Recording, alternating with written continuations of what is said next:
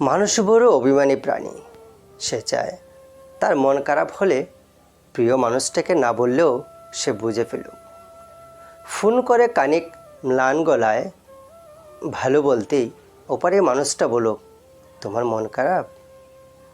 তার এলোমেলো চুল কানিকটা লাল চোখ দেখে বলুক, ভালো ঘুম হয়নি রাতে?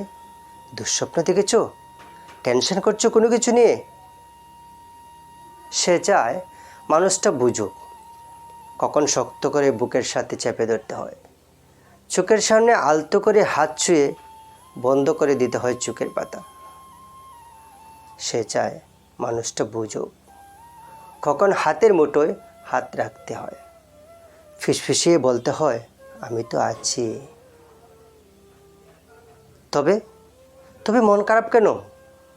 সে চায় মাঝরাত্রি সে টের পাক পাশের মানুষটা তার না থাকলে নিজের সরে যাওয়া বালিশটা ঠিক করে দিচ্ছে। শেষ রাতে যখন কারেকটা হিম নাড়ে তখন জড়িয়ে দিচ্ছে ওমছা ধরে।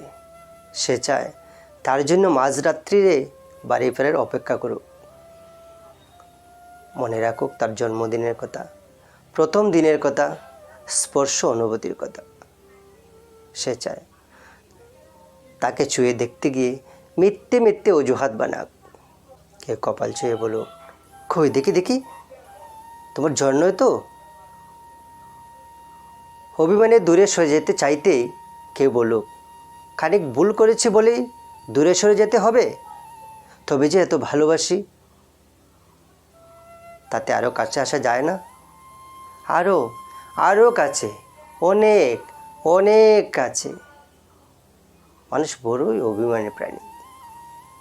তারা দুজনেই কেবল ভাবে এইসব ওই মানুষটাই করুক, ওই ওই মানুষটা, ওই অন্য মানুষটা। কিন্তু শেষমেশ করা হয় না কারোরই। তাই কাছে আসার রঙিন দিনেরা ক্রমাগত দূরে যাওয়ার ধূসর বিভিন্ন গল্প হয়। মানুষ বড়ই অভিমানী প্রাণী।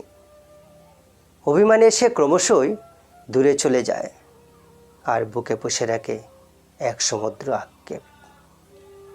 মানুষ বড় অভিমানী প্রাণী।